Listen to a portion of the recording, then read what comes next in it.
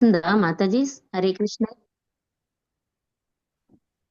Mute లో రావట్లేదు Mataji. Mataji mute లో ఉన్నారు. Okay okay Mataji.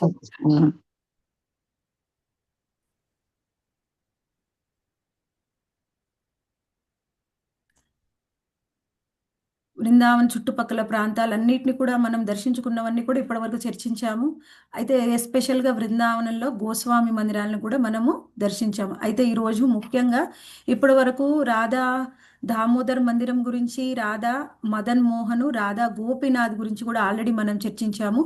ఈరోజు మనము ముఖ్యంగా ఈరోజు మనము గోపీనాథ్ గురించి చర్చిద్దాం. ఆ గోపీనాథ్ విగ్రహం మనకు ఏ సంబంధాన్ని చెప్తుందండి? ప్రయోజన ప్రయోజన తత్వాన్ని చెప్తుంది. ప్రయోజన తత్వం అంటే ఏంటి మాతాజీ? దానివల్ల మనం ఏం తెలుసుకుంటాం? మన ప్రయోజనం ద్వారా కృష్ణ ప్రేమని, కృష్ణ భక్తిని పొందుతాం. మనము ప్రయోజన అంటే మనము ముఖ్యంగా సంబంధాన్ని, కృష్ణుడితో మనకున్న సంబంధం ఏంటో తెలుసుకున్న తర్వాత అభిధేయ చేస్తాం. అభిధేయ అంటే ఏంటి? సాధన. సాధన చేసిన తర్వాత మనం ఏం పొందుతాము అనేది మనం తెలుసుకునేది ఈరోజు ప్రయోజన. మనం ఏం పొందుతాము? ఏం పొందుతాం మాతాజీ? కృష్ణ భక్తిని ప్రేమను పొందుతాం. కృష్ణ భక్తిని, కృష్ణ ప్రేమని పొందుతాం. అందుకని ఈరోజు మనం ముఖ్యంగా రాధా గోపీనాథ్ గురించి డిస్కస్ చేద్దాం. గోపీనాథ్ ఒకసారి గుర్తుంటే అందరం కూడా మనం ఇంతకు ముందు చర్చించిన విగ్రహాలను ఒక్కసారి మళ్ళీ దర్శించుకుందాము.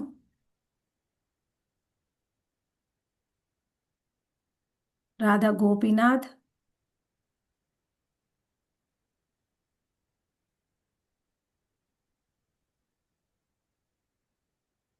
గోపీనాథ్ అంటే ఓకే, మదన్ మోహన్ గురించి మనం చర్చించాము.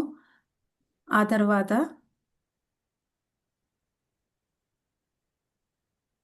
ఒక నిమిషం మాతాజీ, లాస్ట్ వీక్ మీరందరూ చర్చించిన ఎవరికైనా గుర్తుందో లేదో ఒక్కసారి రీక్యాప్ చేసుకుందాము.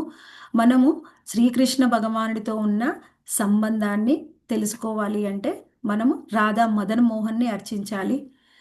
ఆ కృష్ణ భగవానుడితో ఉన్నటువంటి ఆ సంబంధాన్ని తెలుసుకున్న తర్వాత కృష్ణుణ్ణి పొందడం కోసం మనం సాధన చేయాలి. అది అభిధేయ తత్వాన్ని మనకి చెప్పే విగ్రహం ఏమిటంటే రాధా గోవిందజీ. ఆ తర్వాత మనం ఎప్పుడైతే సాధన చేస్తామో మనం పొందే ప్రయోజనాన్ని మనకు చెప్పేది రాధా గోపీనాథ్. మనకి ప్రయోజన తత్వాన్ని చెప్పే విగ్రహము రాధా గోపీనాథ్జీ. ఈరోజు మనం రాధా గోపీనాథ్జీ గురించి మనం తెలుసుకోబోతున్నాము. అయితే ముఖ్యంగా మనము తెలుసుకోవాలి ఏమిటి అంటే, మనము ఇంతకు ముందు కూడా చర్చించాము. ఎప్పుడైతే వజ్రనాభుడు అభిమన్యుడి యొక్క భార్య అయినటువంటి ఉత్తరాదేవి, ఆ ఉత్తరాదేవి యొక్క గైడెన్స్లో ఆమె చెప్పినప్పుడు ఏ విధంగా చెప్తుందో, కృష్ణుడు ఏ విధంగా ఉంటాడని ఆమె చెప్పిన పోలికలన్నిటినీ తీసుకొని వాటి ఆధారంగా విశ్వకర్మతోని కొన్ని విగ్రహాలను తయారు చేపిస్తారు వజ్రనాభుడు. ఎప్పుడైతే ఆ వజ్రనాభులు చేపించినటువంటి విగ్రహాలని చూడగానే ఉత్తరమాత చెప్తుందనమాట, మదన్ మోహన్ ఏ విధంగా ఉన్నారు, ఆ తర్వాత గోపీనాథ్ ఏ విధంగా ఉన్నారు, గోవిందజీ ఏ విధంగా ఉన్నారు. మదన్ మోహన్ స్వయంగా శ్రీకృష్ణ భగవానుడి యొక్క పాదపద్మాల్లాగా. శ్రీకృష్ణ భగవానుడి యొక్క పాదపద్మాలు ఎలా అంటే నాభి నుంచి పాదాల వరకు ఎలా ఉంటారో అది మనం ఆల్రెడీ చర్చించుకున్నాం. ఆ విధంగా ఉంటారని చెప్పిందనమాట. తర్వాత గోవిందజీని చూడగానే ఆమె కొంగు కప్పుకుందంట. కొంగు కప్పుకుంటే ఏంటి, ఏ విధంగా కృష్ణుడు ఉన్నారో గోవిందజీ కూడా ముఖారవిందం కూడా సేమ్ అదే విధంగా ఉంది. ఆ తర్వాత మనకి వివరించారు మనకి గోపీనాథ్ చూడగానే ఇక్కడ మెడ నుంచి నాభి వరకు సేమ్ గోపీనాథ్ విగ్రహం ఎలా ఉందో కృష్ణుడి విగ్రహం అలానే ఉందని చెప్పిందనమాట. ఎప్పుడైతే వీళ్ళ ముగ్గురిని కూడా మనము ఒకసారి దర్శించుకున్నాము అంటే స్వయంగా శ్రీకృష్ణ భగవాన్ని గోలోక బృందావనంలో ఎలా ఉంటారో అలా దర్శించుకున్న దాంతో సమానమని చెప్తూ ఉంటారు. అందుకని ఎక్కువగా డివోటీసు బృందావనం వెళ్ళినప్పుడు ఈ గోస్వామి మందిరాలన్నింటినీ కూడా దర్శించుకుంటూ ఉంటారు. అయితే ఇక్కడ ముఖ్యంగా మనం తెలుసుకోవాలి, ఎప్పుడైతే ఆ బృందావనికి వెళ్ళినప్పుడు ఇంతకుముందు చర్చించాము కదా, బృందావనంలో ఉన్నటువంటి విగ్రహాలన్నిటిని కూడా ఈ ఔరంగజేబు యొక్క పరిపాలనలో ఆయనకు భయపడి అన్ని విగ్రహాలని కూడా జైపూర్కి పంపిస్తారు. జైపూర్కి పంపించినప్పుడు ఆ జైపూర్లో ఉన్నటువంటి రాజా జయసింగ్ వాళ్ళు కొన్ని సంవత్సరాలు ఆరాధన చేసిన తర్వాత వాళ్ళు తిరిగి ఇవ్వమని చెప్తారు. అందుకని సేమ్ అటువంటి ప్రతిభూ విగ్రహాలని మనకి బృందావనంలో స్థాపిస్తారు. అందుకని జైపూర్లో విగ్రహాలని మనం దర్శనం చేసుకోవచ్చు. సేమ్ అవే విగ్రహాలని మనం బృందావనంలో కూడా దర్శనం చేసుకోవచ్చు.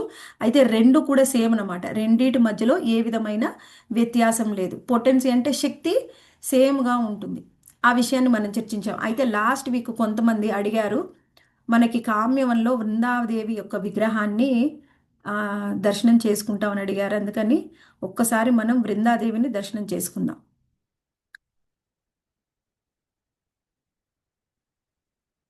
ఇది చూడండి, ఈ కామ్యవనంలో ఉండే విగ్రహం ఏమో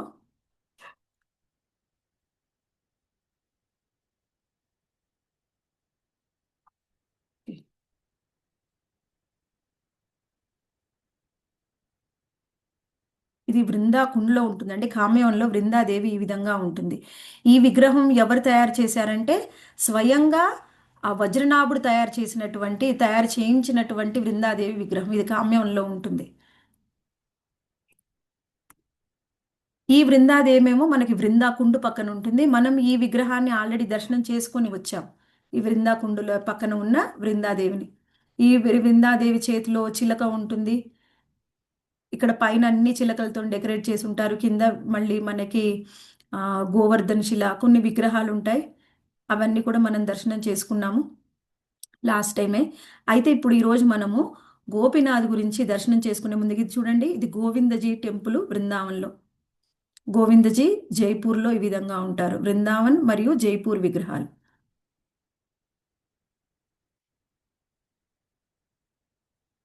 గోవిందజీ మందిరం. అయితే ఈరోజు మనము దర్శించుకునేటటువంటి రాధా గోపీనాథ్ మందిర్లో ఆ రాధా గోపీనాథ్ని వర్షిప్ చేసిన డీటీస్ ఎవరు, అవి డీటీస్ని వర్షిప్ చేసింది ఎవరు అంటే మధు పండిత్ గోస్వామి అనమాట. ముందుగా మనం రాధా గోపీనాథ్ మందిరాన్ని గురించి డీటెయిల్డ్గా తెలుసుకోవాలి అంటే మనం కొంత పాస్ట్లోకి వెళ్ళాలి. ఏమిటి, మనం ఇందాక చెప్పుకున్నాం కదా, ఎప్పుడైతే ఈ ఔరంగజేబు అన్ని విగ్రహాలని ధ్వంసం చేస్తూ ఉంటే జైపూర్కి పంపించారు. అయితే జైపూర్కి కొన్ని విగ్రహాలను ఏం చేశారంటే కొన్ని ఏమో జైపూర్కి పంపించారు, కొన్ని జైపూర్కి పంపించకుండా ఎక్కడైతే 2 సార్లు ఆయన దాడి చేశారనమాట. ఔరంగజేబు ఒకసారి కాదు, ఒకసారి ఔరంగజేబు మళ్ళీ వేరే వాళ్ళు కూడా దాడి చేసినప్పుడు 2 సార్లు అలా ఎక్కడ వీలైతే అక్కడ విగ్రహాలను ఉంచారు. అయితే ఇంతకు ముందు ఈ ఔరంగజేబు కంటే ముందు కూడా కొన్ని విగ్రహాలను ఉంచారు. ఎప్పుడంటే అవి లుప్తమైపోయాయి అనమాట. అంతకుముందు కూడా కొన్ని దాడులు జరిగాయి, కొన్ని విగ్రహాలు లుప్తమైపోయాయి. అటువంటి లుప్తమైన విగ్రహాలన్నింటినీ కూడా బయటికి తీయమని స్వయంగా చైతన్య మహాప్రభు ఇన్స్ట్రక్షన్ ఇచ్చారు. చైతన్య మహాప్రభు అందరి గోస్వాములకు కూడా కొన్ని ఆదేశాలని ఇచ్చారనమాట. ఆదేశాలు ఎవరెవరికి ఇచ్చారు? గోస్వాములకు ఇచ్చారు. మనకి గోస్వాములు అయితే మనం చెప్పుకున్నాము, రాధా మదన్ మోహన్ని ఆరాధన చేసిన వారు సనాతన గోస్వామి, రాధా గోవిందజీని ఆరాధన చేసిన వారు రూప గోస్వామి, మరియు రాధా గోపీనాథ్ని ఆరాధన చేసిన వారు మధు పండిత్ గోస్వామి. కానీ అది ప్రయోజన విగ్రహము. మనకి ప్రయోజన ఆచార్యుడు ఎవరు అంటే రఘునాథ్ దాస గోస్వామి. ఎందుకు రఘునాథ్ దాస గోస్వామి ప్రయోజన ఆచార్య అనేది మనము తర్వాత చర్చించుకుందాం. అయితే అప్పుడు ఏం జరిగింది, ఎప్పుడైతే ఆ ఈ విగ్రహాలు ఎక్కడ ఉన్నాయి, ఆయన 4 ఆదేశాలు ఇచ్చారు చైతన్య మహాప్రభు గోస్వాములకి. ఆ 4 ఆదేశాల్లో మొట్టమొదటిది ఏమిటి అంటే లుప్తమైన లీలా ప్రదేశాలని అన్నిటినీ వెలికి తీయమని చెప్పారు. ఇప్పుడు రాధాకృష్ణులు ప్రతిరోజు కూడా కలుసుకునేవారనమాట. కలుసుకునే ఆ ప్రదేశాలని యోగపీఠ అంటారు. ఆ యోగపీఠ ఎక్కడ ఉంటుంది, మనకి గుప్త బృందావనం, బృందాకుండ పక్కనే గుప్త బృందావనం అని ఉంటుంది అనమాట. గుప్తకుండ అని ఉంటుంది, పక్కనే చిన్నగా ఉంటుంది. మనకు అక్కడ అడిగితే చెప్తారు. మనకి రాధాకృష్ణుల యొక్క అన్ని లీలల్ని కూడా చేసింది ఎవరు, అన్ని వాళ్ళు లీలలు చేయడానికి అన్ని ఏర్పాట్లు చేసింది ఎవరు బృందావనంలో అంటే స్వయంగా యోగమాయ, ఆ తర్వాత బృందాదేవి మరియు బలరాముడు. వాళ్ళు కలుసుకోవడానికి ఏర్పాట్లు చేసినప్పుడు అందులో మొట్టమొదటిది గుప్తకొండ, ఆ తర్వాత వంశీవటి దగ్గర కూడా కలుసుకునేవారనమాట. ఈ వంశీవటి దగ్గరనే తర్వాత సమయంలో మనకి గోపీనాథ్ విగ్రహాలు దొరికాయి. ఈ వంశీవటి దగ్గరనే మనకి తర్వాత సమయంలో గోపీనాథ్ విగ్రహాలు దొరికాయి. ఎలా దొరికాయండి ఈ గోపీనాథ్ విగ్రహాలు? మనం ఒక్కసారి చూద్దాం. నేను వంశీవటి దగ్గర నేను మీకు చూపించడానికి ట్రై చేస్తాను. వంశీవట్ దగ్గరే మీకు ఎవరికైనా గుర్తుండొచ్చు. వంశీవట్ దగ్గర స్పెషాలిటీ ఏంటండి? మనం ఏం చూసాం వంశీవట్ దగ్గర? అక్కడ చెవులు పెట్టాం మాతాజీ, చెవులు వృక్షం పెట్టుకుంటే సౌండ్ వృక్షం వస్తుంది. వేశారు మాతాజీ. అన్నారు. అందులో సన్నని ఫ్లూట్ సౌండ్ వస్తుంది మాతాజీ. సన్నని ఫ్లూట్ సౌండ్ వస్తుంది. Sound అది వస్తుంది. మనకి వంశీవట్లో చాలా ఇంపార్టెంట్ అన్నమాట. అయితే ఇక్కడ మనము ఈ వంశీవట్లో మనకి గోపీనాథ్ విగ్రహాలు దొరికాయి. ఈ వంశీవట్ ఈ చెట్టు కనిపిస్తుంది కదా, అంతకుముందు మనం అక్కడ చూస్తే గుర్తుండొచ్చు ఎవరికైనా. ఈ వంశీవట్ పక్కనే ఒకటేమో ఓల్డ్ చెట్టు, దాదాపుగా పడిపోయింది ఒక చెట్టు ఉంది, ఒకటేమో పెద్ద చెట్టు ఇలా మనకి కనిపిస్తుంది అనమాట. మనకి 450 సంవత్సరాల క్రితం ఏం జరిగింది అంటే, పూర్తిగా ఎక్కువగా యమునా నదికి బాగా తుఫాన్ వస్తుంది. బాగా యమునా నది వరదలు వచ్చినప్పుడు ఈ చెట్టు పడిపోతుంది. అసలు ఈ చెట్టు ఎప్పటి నుంచి ఉంది అంటే 5,000 సంవత్సరాల క్రితం నుంచి ఉంది. ఈ చెట్టు పడిపోయినప్పుడు అక్కడ ఉన్నటువంటి పరమానంద పరమానంద గోస్వామి ఏం చేస్తారంటే, ఆ ఆ చెట్టు వేరునే తీసి మళ్ళీ అక్కడ ఇంకొకటి నాటుతారనమాట. అప్పుడు ఇంకొక చెట్టు వస్తుంది. ఈ చెట్టు పక్కన ఆల్రెడీ పడిపోయిన చెట్టు కూడా ఉంది. ఆ పడిపోయిన చెట్టు 5,000 సంవత్సరాల క్రితంది.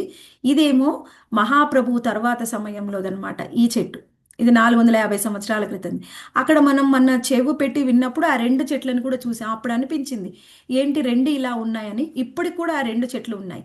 ఈ వంశీవట్ ప్రాంతంలో ఎప్పుడైతే ఆయన కొత్త వేరుని పెట్టడానికి ప్రయత్నం చేశారో ఆ సమయంలో ఆయనకి స్వయంగా ఈ గోపీనాథ్ విగ్రహాలు కనిపించాయన్నమాట.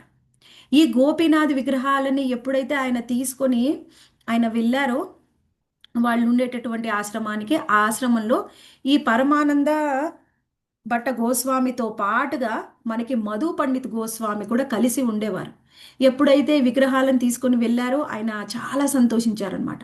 చాలా సంతోషించి హ్యాపీనెస్తోని డ్యాన్స్ చేస్తున్నారు మధు పండిత్ గోస్వామి. అప్పుడు ఈయన ఏం చేస్తారంటే, ఈ పరమానంద గోస్వామి ఆయనకే ఇచ్చేసి విగ్రహాలు నువ్వే ఆరాధన చెయ్యి అని చెప్తారు. ఈ వంశీవట్ ప్రాంతము, అందుకని ఈ వంశీవట్ ప్రాంతంలో దొరికినటువంటి గోపీనాథ్ విగ్రహాలని తర్వాత మధు పండిత్ గోస్వామి తీసుకొని బృందావనంలో ఉంచి ఆయన గోపీనాథ్కి ఆరాధన చేస్తూ ఉన్నారు. ఈ గోపీనాథ్ ఎంత ప్రత్యేకమంటే, ఈ గోపీనాథ్ ఇక్కడే ఉండి ఈ వంశీవట్ ప్రాంతంలో వేణువు వాయించినప్పుడు ఆ వేణునాదానికి ఎలా అయిపోయేదంటే, మొత్తము మనము కృష్ణుడి యొక్క వేణునాదంలో చాలా ప్రత్యేకత ఉంది. అందుకని ఈ గోపీనాథి ఎప్పుడైతే వేణువు వాయిస్తూ ఉన్నారో మన గోస్వాములు ఏం చెప్తారంటే, కృష్ణుడు వేణువు వాయించినప్పుడు ఎవరు చూడకండి. ఎవరైనా కానీ కృష్ణుడు వేణునాదాన్ని చూస్తే, ఈ గోపీనాథుని కనుక దర్శనం చేసుకుంటే, ఎవరికైతే ఈ సంసారంలో ఇంకా ఆసక్తి ఉందో వాళ్ళకి ఆ సంసారం మీద విరక్తి వచ్చి వాళ్ళకి వైరాగ్యం వస్తుంది. కాబట్టి ఎవరు కూడా కృష్ణుడు వేణువు వాయించినప్పుడు ఈ వంశీవట్ ప్రాంతంలో వాళ్ళు దర్శనం చేసుకోవద్దు అని చెప్తున్నారనమాట. అంటే ఈ గోపీనాథ్ వేణునాదం ఎలా ఉంటుందో మనం అక్కడ అర్థం చేసుకోవాలి. అయితే ఇక్కడ చాలా ఎప్పుడు కూడా కృష్ణుడు అంటే మనకు తెలుసు త్రిభంగి రూపంలో ఉంటారు. ఆ త్రిభంగి రూపంలోనే ఇక్కడ వేణునాదం చేస్తూ ఉండేవారు. అయితే ఈ వేణునాదంలో ప్రత్యేకత ఏమిటి అంటే, మనకి తెలుసు మనము ఇంతకు ముందు ఇంకొక ప్లేస్ కూడా ఉండేది. ఆ కృష్ణుడు వేణు ఊదినప్పుడు గోవులన్నీ కూడా బృందావనంలో మేతకు తీసుకొని వెళ్ళారు. ఆ ప్రదేశం ఏంటంటే, ఆ పేరు గుర్తుందా ఎవరికైనా? ఏంటో మాతాజీ ఒకసారి చెప్పండి మళ్ళీ. కృష్ణుడు ప్రతిరోజు కూడా గోవుల్ని తీసుకుని వెళ్ళడానికి ఒక ప్లేస్ నుంచి ఆయన వేణు ఊదేవాడు అనమాట. ఆ తర్వాత అక్కడికైతే మనం ఆ ప్లేస్కి వెళ్ళలేదు. అది అక్కడే రూపగోస్వామి తర్వాత భజన్స్ రాసేవారు, జపం కూడా చేసుకునేవారు. ఆ ప్రదేశం నుంచే మనకి వేణు ఊదేవాడు. ఎలా అంటే, అక్కడ ఉన్నప్పుడు అక్కడ ప్రత్యేకత వేరు, ఇక్కడ వంశీవట్లో ప్రత్యేకత వేరు. అక్కడి నుంచి వేణువు ఊదితే గోవులన్నీ కూడా మనం ఇంతకుముందు చెప్పుకున్నాం, శ్రీకృష్ణ భగవానికి నందమహారాజ్కి ఎన్ని లక్షల గోవులు ఉన్నాయి?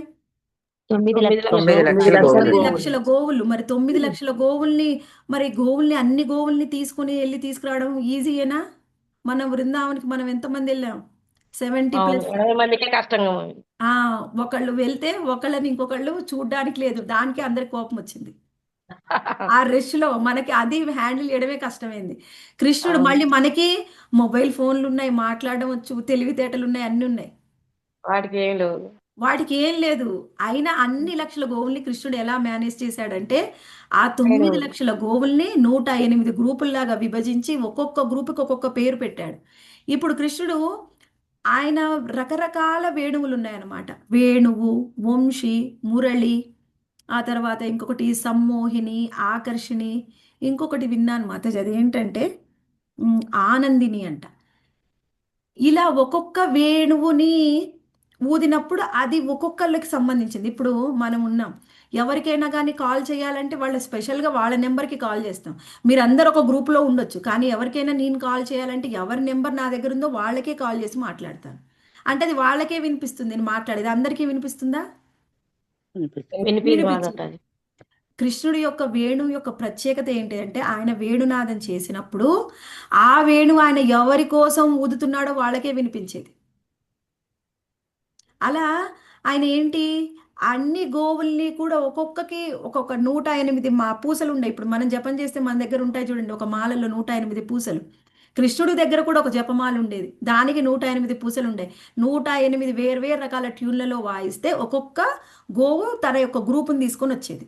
అయితే కొన్నిసార్లు కృష్ణుడు వేణు ఊదినా కానీ ఆయన వచ్చేవి కావన్నమాట. ఎప్పుడైతే కృష్ణుడు స్వయంగా వెళ్ళి పిలిస్తేనే అప్పుడు వచ్చాయి, ఎందుకంటే కృష్ణుడు పిలవాలి అని కోరుకున్నాయి అనమాట. అలా వేణునాదం అక్కడ వాయించేవాడు. అదే విధంగా మనకి వంశీవట్ ప్రాంతంలో కూడా వేణునాదాన్ని చేశారు కృష్ణ. ఈ వంశీవట్ ప్రాంతంలో వేణునాదం ఎవరికి అంటే ప్రత్యేకంగా గోపికల కోసం. గోపికలకి తప్ప ఇక్కడ ఎవరికి ప్రవేశం లేదు. గోపికల కోసం మాత్రమే ఈ గోపీనాథుడు వంశీవటి దగ్గర వేణునాదం చేసేవాడు. అప్పుడు అది గోపికలకు వినిపించేది. గోపికలు వాళ్ళ అన్ని పనులని మానేసుకొని, ఏమిటి అన్ని పనులంటే రాత్రి సమయంలో వాళ్ళు ఎన్నో పనులు ఉంటాయి, వాళ్ళకి పిల్లలు ఉన్నారు, భర్తలు ఉన్నారు, అత్తమామలు ఉన్నారు, ఎవరు ఏ పరిస్థితుల్లో ఏ పని చేస్తున్నా కానీ అన్ని పనులని వదిలేసి వచ్చారనమాట. కొంతమంది రాలేని వాళ్ళు ఏం చేశారు, అక్కడే ఉన్న వాళ్ళ భౌతిక శరీరాన్ని విడిచి ఆధ్యాత్మిక శరీరంతో కృష్ణుని కలవడానికి వచ్చారు. ఎవరైతే కలవడానికి వీలు కాలేదో వాళ్ళ నెక్స్ట్ టైం వెళ్ళారనమాట. అప్పుడు కలవడానికి వీలైన ఎవరికైతే అర్హత రాలేదో వాళ్ళని యోగమాయ పంపించదు. అర్హత ఉన్న వాళ్ళు మాత్రమే అప్పుడు వెళ్ళారు రాసలీలలో కృష్ణుడు పిలిచినప్పుడు.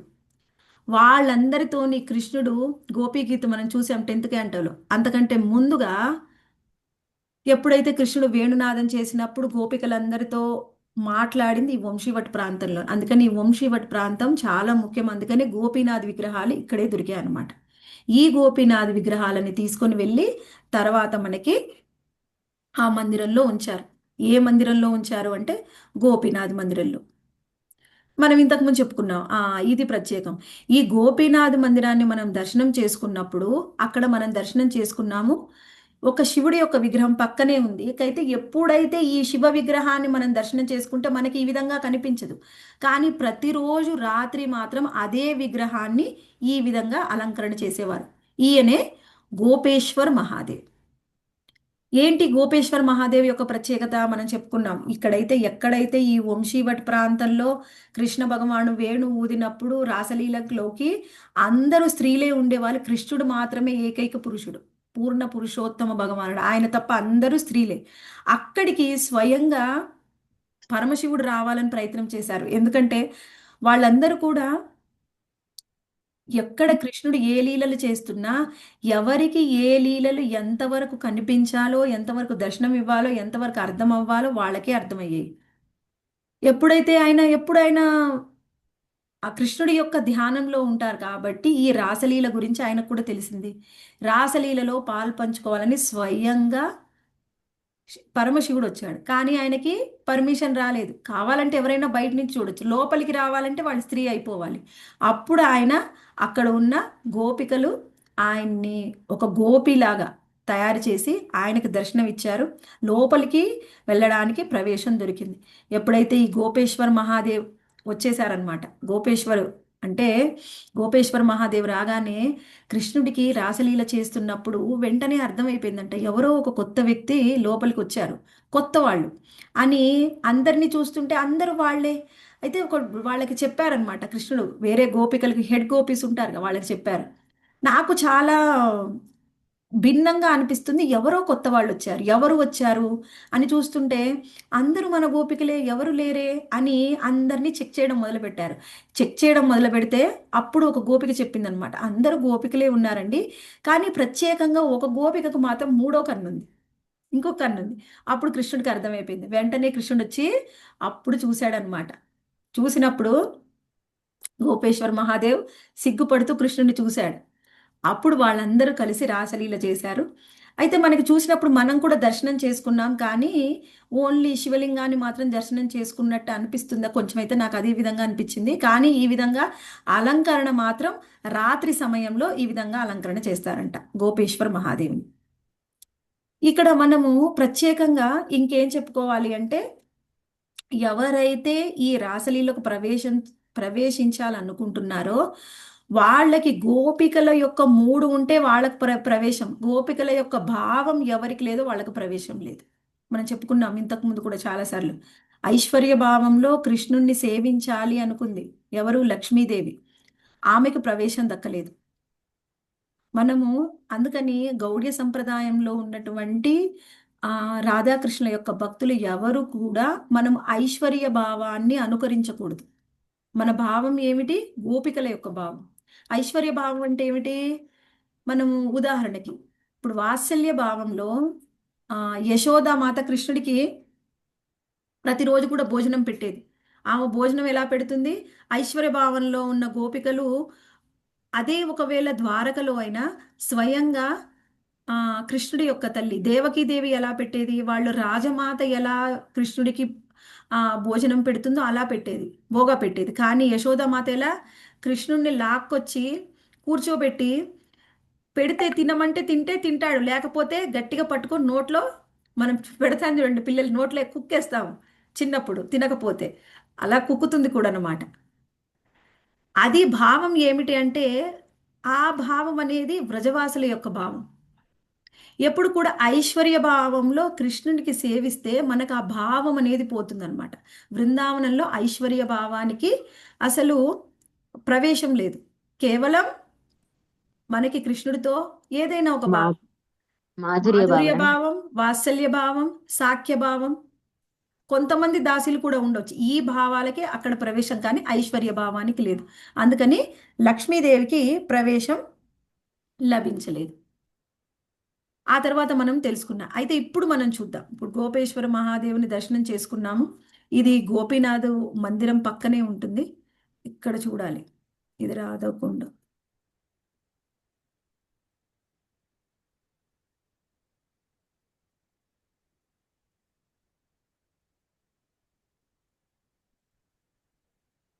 అయితే ఇక్కడ మనము గోపీనాథ్ని పెట్టమంటే ఇది చూడండి మాతాజీ, రాధా గోపీనాథ్ టెంపుల్. ఇది దర్శనం చేసుకోవడానికి వెళ్ళినప్పుడు మీ అందరికీ గుర్తుండొచ్చు, మనం ఇక్కడ గోపీనాథ్ దగ్గరికి వెళ్తుంటేనే చాలా రష్ ఉందన్నమాట, లోపలికి వెళ్ళలేకపోయాం. అయితే నేను దూరం నుంచి చూస్తే నాకు ఈ పైన 2 శిఖరాలే కనిపించాయి, ఇదంతా కనిపించలేదు. దగ్గరికి వెళ్తుంటే తర్వాత కనిపించింది.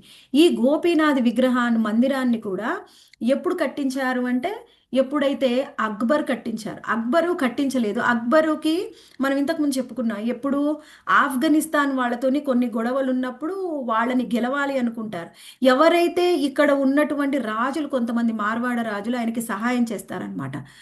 అందుకని అక్బరు వాళ్ళకి ఈ గోపీనాథ్ మందిరం ఉన్నటువంటి ప్రాంతాన్ని ఇస్తాడు. అదే ప్రాంతంలో ఈ మార్వాడ రాజులు ఇక్కడ గోపీనాథ్ మందిరాన్ని నిర్మిస్తారు. ఈ మందిరం అన్ని కూడా చూస్తే మొత్తం అన్ని రెడ్ స్టోన్ తోని, అంటే మొత్తం ఎర్ర రాయితోని ఉంటుంది. ఈ రాయితోని మందిరం కట్టించడం అనేది అప్పట్లో చాలా ఖర్చుతో కూడుకున్న విషయం. రాజులు తప్ప సామాన్యులు ఎవరు కూడా కట్టించలేరన్నమాట. ఈ మందిరం కట్టించిన తర్వాత, ఇది చాలా పెద్ద మందిరం. తర్వాత ఏం జరిగింది? ఔరంగజేబ్ ప్రాంతంలో దీన్ని మొత్తం కూడా డిస్ట్రాయ్ చేశారు. ఏదైనా ఒక మందిరాన్ని నిర్మిస్తే తర్వాత దాన్ని కూలగొడితే అదే మందిరంలో విగ్రహాలను ఉంచి పూజించకూడదు. అందుకనే గోవిందజీ టెంపుల్లో కూడా మనం చెప్పుకుంటే ఆ వెనకాల ఒక చిన్న మందిరాన్ని నిర్మించారు.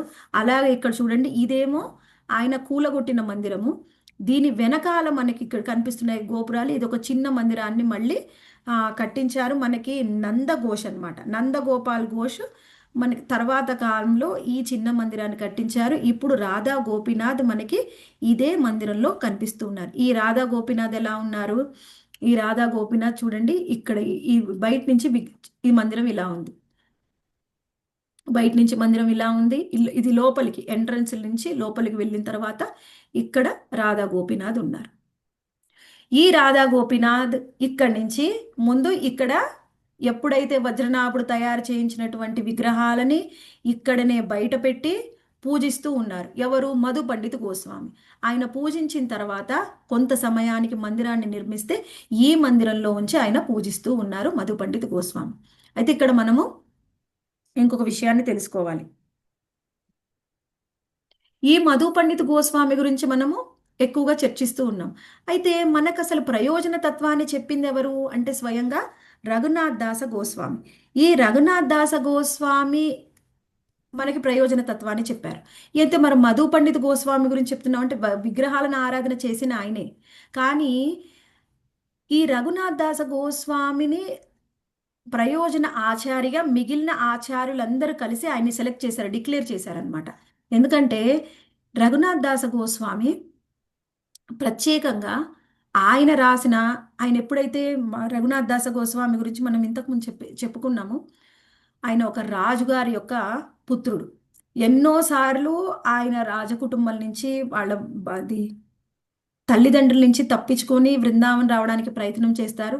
ఆ తర్వాత ఫైనల్గా ఒకరోజు సక్సెస్ అయ్యారు. అదంతా మనం చెప్పుకున్నాం. కావాలంటే డీటెయిల్గా ఇంకొకసారి మనము చర్చించుకుందాం. అయితే ఇక్కడ మనం ఏం చర్చిస్తున్నాం? రఘునాథ్ దాస గోస్వామి రాసినటువంటి ఆయన ఇప్పుడు భక్తి గ్రంథాలు, ఇప్పుడు మనకి భాగవతము, భగవద్గీత శాస్త్రాలు ఉన్నాయి. ఆ భగవద్గీత భాగవతంలో స్వయంగా ఏం చెప్పారో దాన్ని మనకి డీటెయిల్గా అర్థం చేసే విధంగా మనకి చైతన్య మహాప్రభు కొన్ని ఇన్స్ట్రక్షన్స్ ఇచ్చారనమాట.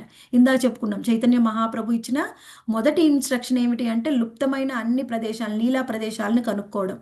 రెండవ ఇన్స్ట్రక్షను లుప్తమైనటువంటి గోస్వామి, మనకి గోస్వాముల ఆరాధన చేసినటువంటి అంటే వజ్రనాభుడు తయారు చేయించారు కదా, ఆ విగ్రహాలన్నిటిని కూడా వెలికి తీసి మళ్ళీ ఆరాధన స్టార్ట్ చేయడం.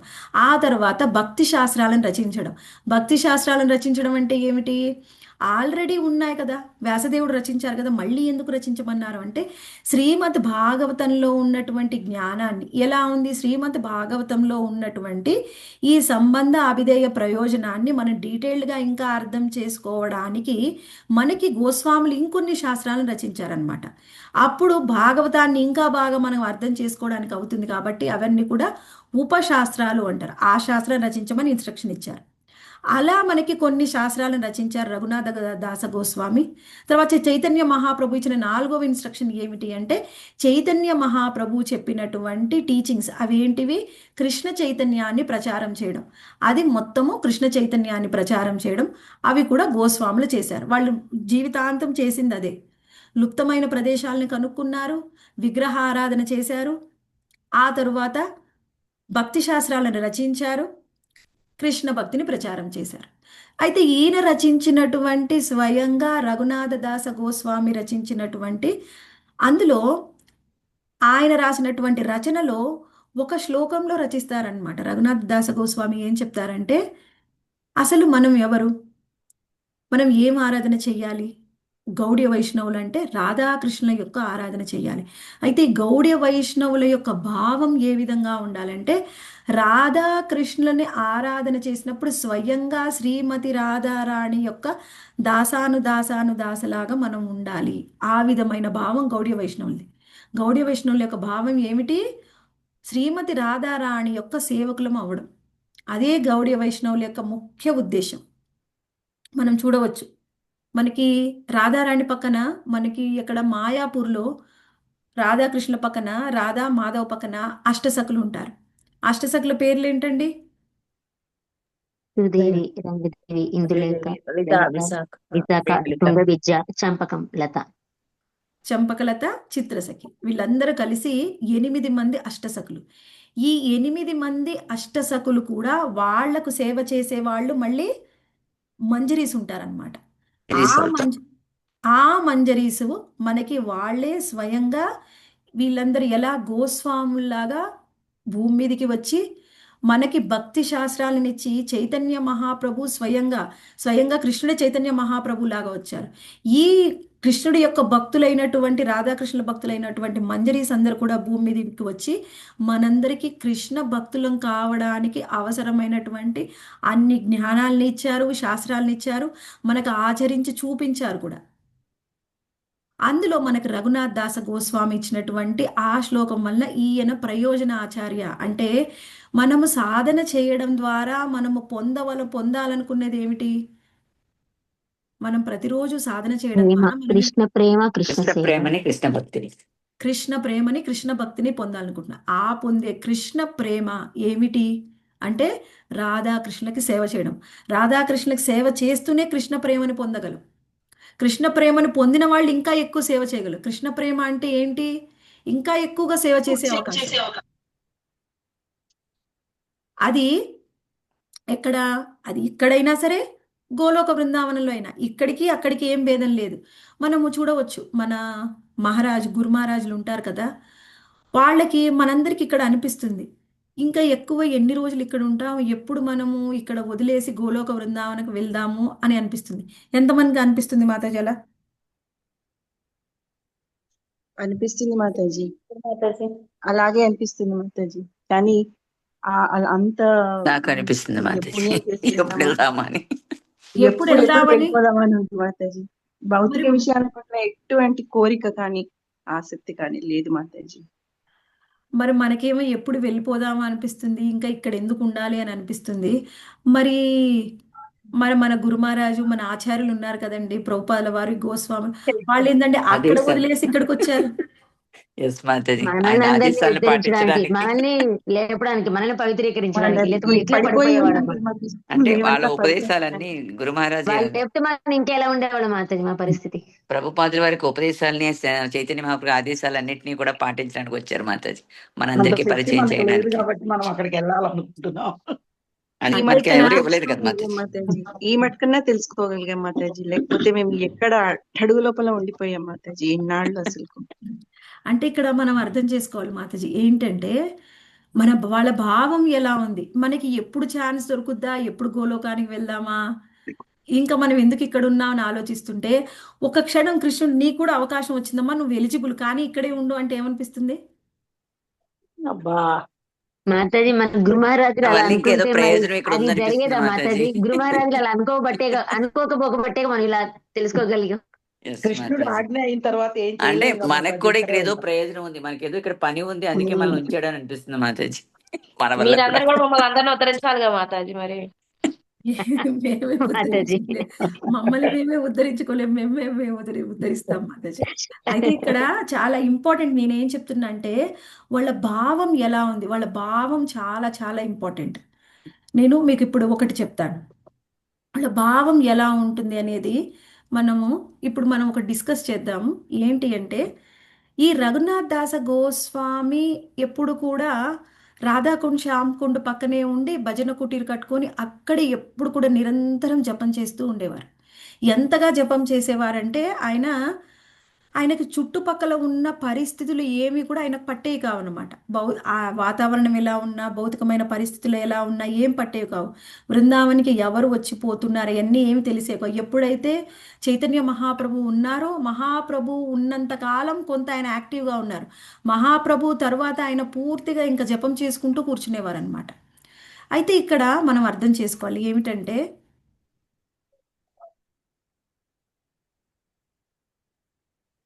మా అమ్మాయిని చేయమని చెప్పాను మాతాజీ, పీపీటీ చేయమంటే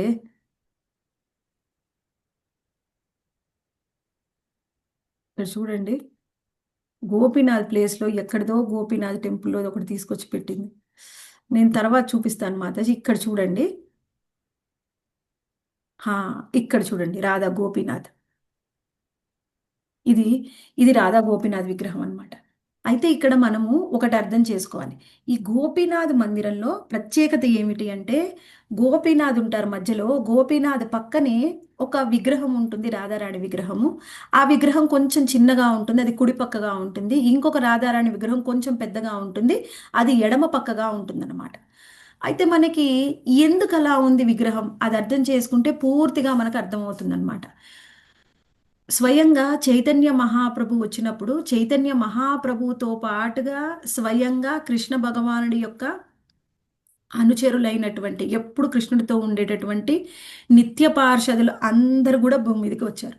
అందులో మనకి ముఖ్యమైన వారు ఆ నిత్యానంద ప్రభు మరియు గదాధర్ పండిత్. అయితే ఈ పంచతత్వం.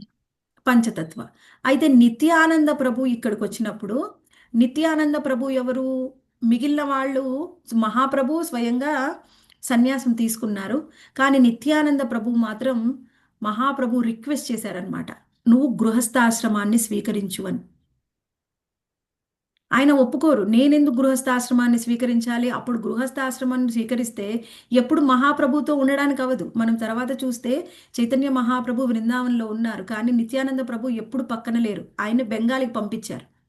నేను సన్యాసాశ్రమం తీసుకుంటే నీ పక్కన ఉండొచ్చు, లేకపోతే నేను ఎక్కడ ఉండాలి, నేను ఉండను, నీతోనే ఉంటానని ఆయన ఒప్పుకోరనమాట. అప్పుడు స్వయంగా మహాప్రభు ఆయనకి ఆశీర్వాదం ఇస్తారనమాట.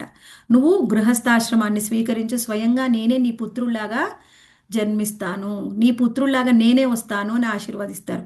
ఆయన వాళ్ళు ఏదైనా కాదంటారు. సో గదాధర్ పండిత్ కూడా చాలాసార్లు కాదనేవారనమాట. తోటా గోపీనాథ్ మందిరంలో నువ్వు గోపీనాథ్ని చూసుకుంటూ ఇక్కడే ఉండు, నేను వెళ్ళొస్తాను బృందావన్ అంటే ఆమె ఒప్పుకోలేదు. ఒప్పుకోకపోతే స్వయంగా మహాప్రభు నువ్వు నీ బాధ్యత, అది నువ్వు చూసుకోవాల్సిందే అంటే ఎంతో దుఃఖపడి ఏడుస్తుందనమాట. మహాప్రభుని చూస్తే అలా కళ్ళనీళ్ళు పెట్టుకొని సొమ్మసిల్లు అక్కడే పడిపోతుంది, కానీ అక్కడి నుంచి కదళ్ళు గదాధర్ పండిత్. అంటే నా భావం రాధారాణి కదలదు అని చెప్తున్నాను. అంటే రాధారాణి స్వయంగా గదాధర్ పండిత్. అయితే ఇక్కడ ఏంటి, కానీ ఇప్పుడు నిత్యానంద ప్రభు కూడా స్వయంగా మహాప్రభు ఏం చెబితే అదే చెయ్యాలి అని ఆయన ఒప్పుకుంటారు. ఒప్పుకున్న తర్వాత ఆయన గృహస్థాశ్రమాన్ని స్వీకరించాలి. మనకి బలరాముడికి యొక్క భార్యలు ఎవరు అంటే ఇద్దరు భార్యలు ఆయనకి. ఒకళ్ళేమో రేవతి మాత, అది నాకు తెలుసు. ఇంకొకళ్ళు ఎవరంటే వరుణి. మనకు వారుణి అంటారు చూడండి, వారుణి మరియు రేవతి మాత, వాళ్ళిద్దరు కూడా బలరాముడి యొక్క భార్యలు. వాళ్ళిద్దరే ఇప్పుడు చైతన్య లీలలో మనకి వాళ్ళు వచ్చారు, జాహ్నవామాత మరియు వసుధామాత. ఈ జాహ్నవామాత వసుధామాత ఇద్దరు కూడా అక్క చెల్లెలు. అంటే వీళ్ళిద్దరి యొక్క తండ్రి గారికి స్వయంగా కలలో కనిపిస్తారు.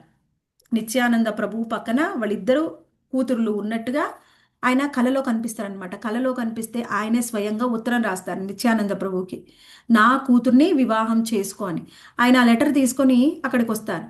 వచ్చినప్పుడు ఆయన చూసి వాళ్ళ తండ్రి గారు ఒప్పుకోరనమాట. ఎందుకంటే ఈయన చాలా అవధూత, చాలా పెద్దగా ఎత్తుగా ఉన్నారు, ఆయన సామాన్యుల్లాగా లేడు, నా పుత్రులు సామాన్యులని, నేను మీకు నా పుత్రికల్ని ఇవ్వను అని చెప్పేస్తారు. ఇవ్వనని చెప్పగానే నిత్యానంద ప్రభు అక్కడి నుంచి వెళ్ళిపోతూ ఉంటే వసుధామాత చూస్తారనమాట. చూస్తూ ఉంటే వాళ్ళందరికీ తెలుసు, స్వయంగా బయటికి వాళ్ళు కనిపించినట్టు అనిపించరు, కానీ చూడగానే వాళ్ళకి అర్థమైపోతుంది స్వయంగా ఈయనే నా భర్త అని ఆమె అప్పుడే మనసులో అనుకుంటుంది. కానీ వాళ్ళ తండ్రి గారు ఒప్పుకోలేదని తెలిసి ఆ మాట వినగానే అక్కడికక్కడ కళ్ళు తిరిగి పడిపోతుంది అనమాట. ఇంకా ఏం చేసినా ఆమెలో చలనం అనేది లేదు. ఇంకా ఈమె మరణించిందని చెప్పి ఇంకా ఆమెని దహన సంస్కారాలు చేయాలని కూడా తీసుకొని వెళ్ళిపోతారు. తీసుకొని వెళ్ళిపోతే ఎలా అంటే ఇక నిశ్చేష్టంగా శ్వాస కూడా ఆడట్లేదు అనమాట. అప్పుడు వాళ్ళ నాన్నగారికి డౌట్ వస్తుంది, అందరికి డౌట్ వస్తుంది మరి ఎందుకు ఏమి పడిపోయింది, ఎప్పుడు పడిపోయింది, ఏం జరిగిందని అన్నీ గుర్తు చేసుకుంటే ఓహో ఈ విషయం చెప్పినాక పడిపోయింది, అందుకని ఆయననిచ్చి వివాహం చేస్తానంటే ఏమైనా లేస్తుందేమో అని చెప్పి ఆమె చెవిలో వెళ్ళి చెప్తారనమాట వాళ్ళ నాన్నగారు. నేను ఆ నిత్యానంద ప్రభువుకి, ఆ నిత్యానందుడికే నేను ఇచ్చి నిన్ను వివాహం చేస్తానని చెప్పగానే వెంటనే లేచి కూర్చుంటుంది.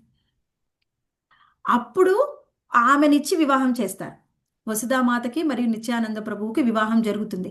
వివాహం తంతు అంత ప్రోగ్రాం అంతా పూర్తవుతుంది. ఆ తర్వాత వాళ్ళ ఇంట్లో నిత్యానంద ప్రభువుకి అందరూ భోజనాలు వడ్డిస్తుంటే ఈమెడ చెల్లెలు కదా, ఈ మా జాహ్నవ మాత కూడా వడ్డిస్తూ ఉందన్నమాట. వడ్డిస్తూ ఉంటే అప్పట్లో వాళ్ళు ఏంటి, మన సౌత్ ఇండియాలో ఆ సంప్రదాయం లేదు, కానీ నార్త్ ఇండియాలో ఎక్కువ అనమాట. ఎవరైనా బయటి వాళ్ళు పెద్దవాళ్ళు ఉంటే బయట తల మీద కొంగు కప్పుకోవాల్సిందే. అయితే ఆ కొంగు కప్పుకొని వడ్డిస్తూ ఉంటే ఆ కొంగు జారిపోతుంది. ఎక్కడ నిత్యానంద ప్రభువు ముందు కొంగు జారిపోతుందని అని ఏం చేస్తుంది, చేతిలోనే గిన్నె స్పూన్ ఉన్నాయి కదా, అది 2 చేతులు ఆల్రెడీ బిజీగా ఉన్నాయి, కొంగు జారిపోతుంది, ఆమె ఏం చేస్తుంది, ఇంకొక 2 చేతులు తీసుకొస్తుంది, వెంటనే కొంగు కప్పుకుంటుంది అనమాట. అంటే ఆమెకి 4 చేతులు ఉన్నాయి. ఆమె చాలాసార్లు జాహ్నవమాత అది చూపిస్తుంది అనమాట. అప్పుడు అర్థమైపోతుంది ఆయనకు తెలుసు, మహాప్రభువుకు తెలియంది కాదు, కానీ ఆ సమయం వచ్చినప్పుడు ఏంటి, ఈవిడే రేవతి, ఈవిడ కూడా నా భార్యే అని చెప్పి వాళ్ళ తండ్రి గారి దగ్గరికి వెళ్ళి అడుగుతారనమాట. అడిగి, నాకు నువ్వు ఇంతవరకు ఏమి కట్నం ఇవ్వలేదు, కట్నం ఇవ్వకుండా పెళ్లి చేసుకున్నాను, సరే చెప్పండి మీకేం కట్నం కావాలి అంటే, నీ చిన్న కూతుర్ని నేను వివాహం చేసుకోవాలని కట్నంగా అడుగుతారు. అదే ఇప్పుడైతే ఎవరైనా ఒప్పుకుంటారా? అప్పుడు కాబట్టి వాళ్ళందరూ ఎటర్నల్స్, వాళ్ళకందరికీ ఎప్పటికో ఎప్పటి నుంచో ఆ బంధం ఉంది. వెంటనే జాహ్నవ మాతను కూడా ఇచ్చి వివాహం చేస్తారు. వివాహం చేసిన తర్వాత ఇప్పుడు నిత్యానంద ప్రభువుకి 2 భార్యలు. ఇందులో జాహ్నవ మాతకి పిల్లలు ఉండరు, కానీ ఈ వసుధా మాతకి 2 పిల్లలు. ఒకరేమో క్షీరోదక సాయి విష్ణు స్వయంగా పుత్రులాగా జన్మిస్తారు, ఆయనే వీరభద్రుడు. ఆ తర్వాత గంగాదేవి పుత్రికగా జన్మిస్తుంది నిత్యానంద ప్రభువుకి. వీళ్ళిద్దరు మాత్రం పిల్లలన్నమాట. ఆ తర్వాత జాహ్నవ మాత ఎప్పుడైతే ఇక్కడ ఏంటి, చైతన్య మహాప్రభు మొత్తము బృందావనంలో ఆయన ఇచ్చిన ఇన్స్ట్రక్షన్స్ తీసుకొని గోస్వామిలందరూ కూడా ఆయన భక్తి శాస్త్రాలు రచిస్తున్నారు, ఆయన ఇచ్చిన అన్ని ఆదేశాలని పూర్తి చేస్తూ ఉన్నారు. పూరిలోనేమో స్వయంగా మహాప్రభు ఉన్నారు ఆయనతో, ఆయన అనుయాయులతోని. కానీ ఇక్కడ వెస్ట్ బెంగాల్లో ఉన్నది ఎవరు అంటే, బెంగాల్లో ఓన్లీ నిత్యానంద ప్రభు, అద్వైతాచార్య ఆల్రెడీ ఓల్డ్ అయిపోయారు. ఎప్పుడైతే వీళ్ళందరూ వెళ్ళిపోయిన తర్వాత భగవద్ధామానికి, నిత్యానంద ప్రభు, అద్వైతాచార్య వీళ్ళందరూ కూడా భగవద్ధామానికి తిరిగి వెళ్ళిపోయారు. వాళ్ళకి సమయం అయిపోయింది. గదాధర్ పండితు, శ్రీవాసాచార్య అందరు వెళ్ళిపోతారు, శ్రీవాస్ ఠాకూర్, ఇంకా అప్పుడు ఎవరూ మిగిలిపోరు అనమాట. అప్పుడు బెంగాల్లో పరిస్థితి ఎలా ఉంటుంది అంటే, ఇంకా కృష్ణ చైతన్యాన్ని, ఈ కృష్ణ భావనామృతాన్ని ముందుకు తీసుకొని వెళ్ళడానికి ఎవరూ లేరు. అందుకని ఏం జరిగింది, ఎక్కడైనా కానీ ఒక సంప్రదాయం వచ్చింది, ఆ సంప్రదాయాన్ని ముందుకు తీసుకొని వెళ్ళడానికి అందరూ రెడీగా ఉన్నప్పుడు ఏం జరుగుతుంది, అది చాలా బాగా ముందుకెళ్తుంది. కానీ ఎప్పుడైతే దానికి సరి అయిన నాయకుడు ఉండడో, సరి అయిన నాయకుడు ఉండనప్పుడు ఏం జరుగుతుంది, ఆ మొత్తము మూమెంట్ అంతా డౌన్ అయిపోతుంది. ఇంకోటి ఏమిటి, అసలు చెప్పింది ఒకటి, తర్వాత ఆచరించే వాళ్ళు ఒకటి. అంటే అసలు విషయం ఒకటి ఉంటుంది, మనం ఏం చేస్తాం, దాన్ని సరిగ్గా చెప్పేవాళ్ళు లేకపోతే ఏమిటి, మనకు తెలిసింది కొంత, మన సొంత కవిత్వం కొంత కలుపుకొని మన ఇష్టమైనట్టు చేస్తాం, అలా చేస్తున్నారనమాట. అప్పుడు మొత్తం కృష్ణ భావనామృతాన్ని ముందుకు తీసుకొని వెళ్ళడానికి, కృష్ణ చైతన్యాన్ని ముందుకు తీసుకొని వెళ్ళడానికి ముందుకు వచ్చింది ఎవరంటే జాహ్నవ మాత. ఆ జాహ్నవ మాతనే ఈ తర్వాత వీళ్ళందరి సమయంలో నిత్యానంద ప్రభు, మహాప్రభు వీళ్ళందరి తర్వాత బెంగాల్లో, వెస్ట్ బెంగాల్లో బాధ్యత తీసుకుంది ఎవరు అంటే జాహ్నవ మాత. అప్పుడు జాహ్నవ మాత ఏం చేస్తుంది, ఈ బృందావనంలో మాత్రం గోస్వాములు ఉన్నారు, వాళ్ళ తర్వాత అనుయాయులు ఉన్నారు, అంతా కూడా ముందుకు మంచిగా సాగుతుంది, ఈ వెస్ట్ బెంగాల్లో ఎవరూ లేరు అని జాహ్నవ మాత ఏం చేస్తుందంటే ఒక లెటర్ రాస్తుందన్నమాట. ఎవరికి అంటే జీవ గోస్వామికి. అప్పుడు జీవ గోస్వామి ఎక్కడున్నారు, బృందావనంలో ఉన్నారు. ఆ సమయానికి రూప గోస్వామి, సనాతన గోస్వామి వీళ్ళందరూ కూడా వెళ్ళిపోయారు, జీవ గోస్వామి ఉన్నారు. జీవ గోస్వామికి లెటర్ రాస్తుంది, ఇక్కడ మూమెంట్ సరిగ్గా లేదు, కృష్ణ చైతన్యం ముందుకు వెళ్ళడం లేదు, అందుకని ప్రచారం చేయడానికి మీరు ఎవరైనా పంపించండి, శాస్త్రాలు కూడా ఏం లేవు పంపించండి అంటే, అప్పుడు ఏం చేస్తారంటే జీవ గోస్వామిని శిక్షా గురువుగా తీసుకొని 3 ట్రైన్ అవుతున్నారు. వాళ్ళెవరు అంటే నరోత్తమ దాస ఠాకూరు, శ్యామానంద పండిత్ మరియు శ్రీవాసాచార్య. వీళ్ళు 3 కూడా జీవ గోస్వామి దగ్గర ట్రైనింగ్ తీసుకుంటూ ఉన్నారు. ఇప్పుడు వీళ్ళ 3 ఇచ్చి జీవ గోస్వామి వాళ్ళు రాసినట్టు, ఇంతకుముందు రాసినటువంటి స్క్రిప్చర్స్ అన్ని ఇచ్చి ఆ ఎడ్ల బండ్లలో పెట్టి వీళ్ళ 3 పంపిస్తారనమాట. ఇంతకుముందు మనం చెప్పుకున్నాం. అప్పుడు అవి చోరీ అవ్వబడతాయి. తర్వాత ఒక రాజు యొక్క సహాయంతో ఆయన చోరీ చేస్తారు, మళ్ళీ ఆయన కొత్త కాపీలు తయారు చేయడానికి హెల్ప్ చేస్తారు. అప్పుడు అవన్నీ తీసుకొని వాళ్ళు ప్రచారం చేస్తారు. ఇదంతా కూడా మనం ఆల్రెడీ చెప్పుకున్నాం. అయితే ఇప్పుడు ఏం జరిగింది, జాహ్నవ మాత, జీవ గోస్వామి అవన్నీ పంపించారు. ఆ తరువాత జాహ్నవ మాత ఏం చేస్తుందంటే తిరిగి మళ్ళీ ఒకసారి బృందావన్కి వస్తుంది అనమాట. బృందావన్కి వస్తుంది, ఇవన్నీ కూడా ఆమె లెటర్ రాస్తుంది. తర్వాత వీళ్ళందరినీ పంపించడానికంటే ముందే జాహ్నవ మాత వస్తుంది అనమాట బృందావన్కి. జాహ్నవ మాత వచ్చినప్పుడు ఆ, అక్కడ ఉన్నటువంటి అన్ని విగ్రహాల కోసము ఆభరణాలు బట్టలు అన్నీ తీసుకొని వస్తుంది. అందరినీ దర్శనం చేసుకుంది. ఆ సమయంలో ఉన్న వాళ్ళు ఎవరు అంటే ఓన్లీ జీవ గోస్వామి ఉన్నారు, ఇంకొంతమంది సీనియర్ గోస్వామిలు ఉన్నారు. వాళ్ళందరినీ కూడా దర్శనం చేసుకుంటుంది ఆహ్నవ మాత. వాళ్ళందరినీ దర్శనం చేసుకున్న తర్వాత ఈమె ఇంకా రఘునాథ్ దాస గోస్వామి దర్శనం అవ్వదు. రఘునాథ్ దాస గోస్వామి కనిపించరు. అయితే ముఖ్యమైన విషయం, ఎప్పుడు జాహ్నవ మాత అప్పుడు వెస్ట్ బెంగాల్లో ఉన్నప్పుడు ఆమె మాత్రమే ఇంకా కృష్ణ చైతన్యాన్ని ముందుకు తీసుకొని వెళ్తుంది. ఎప్పుడు జాహ్నవ మాత వచ్చినా కానీ జాహ్నవ మాతతో పాటుగా వెస్ట్ బెంగాల్ నుంచి చాలా మంది భక్తులు వస్తున్నారు. ఎక్కడికి? బృందావనికి. అలా ఎంతో మందిని ఆమె తీసుకొని వచ్చింది. ఆ విధంగా ఆమె ముందుకు తీసుకొని వెళ్తుంది.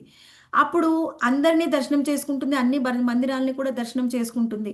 ఆ తరువాత రఘునాథ్ దాస గోస్వామి దర్శనం ఆమెకి కనిపించదు, జరగదు.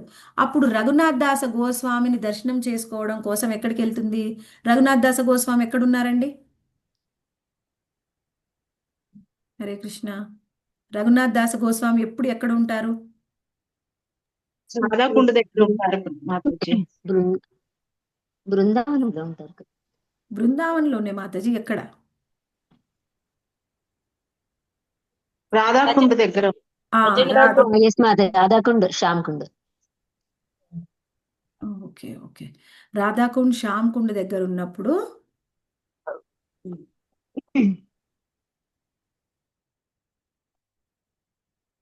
రాధాకుండ్ శ్యామ్ కుండ్ దగ్గర ఆయనకి రఘునాథ్ దాస గోస్వామి దర్శనం చేసుకోవడానికి ఆమె వెళ్తుంది. వెళ్ళినప్పుడు అక్కడ ఆమె రాధాకుండ్ శ్యామ్ కుండ్ పక్కనే కూర్చొని ఆమె కూడా జపం చేసుకుంటుంది అనమాట. రఘునాథ్ దాస గోస్వామిని దర్శనం చేసుకుందామని వెళ్తుంది కదా, అప్పుడు అక్కడే కూర్చొని ఆమె కూడా జపం చేసుకోవడం మొదలు పెడుతుంది.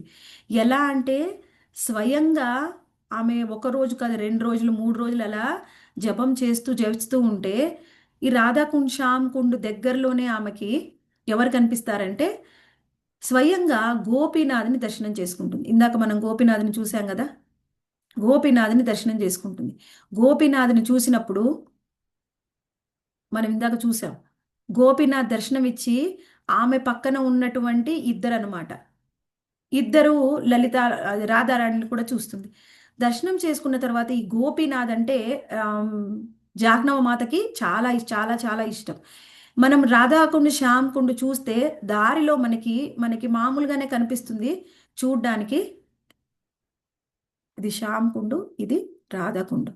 ఈ రాధాకుండు మధ్యలో ఒక లోటస్, గోల్డెన్ లోటస్ ఉంటుందన్నమాట. ఇది మనకి కనిపించదు, కానీ ఇక్కడ ఈ ప్రదేశంలోనే జాహ్నవ మాత కూర్చొని జపం చేసుకునేవారు రాధాకుండు శ్యామ్ కుండు పక్కన.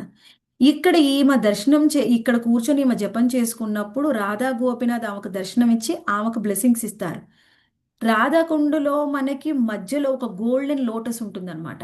ఎప్పుడైతే ఆ గోల్డెన్ లోటస్ దగ్గరికి జాహ్నవ మాత, ఇది జాహ్నవ ఘాట్, ఈ జాహ్నవ ఘాట్ నుంచి ఆ రాధాకుండ్ మధ్యలోకి ఆ గోల్డెన్ లోటస్ దగ్గరికి మనకి కనిపించని ఒక దారి ఉంటుందంట.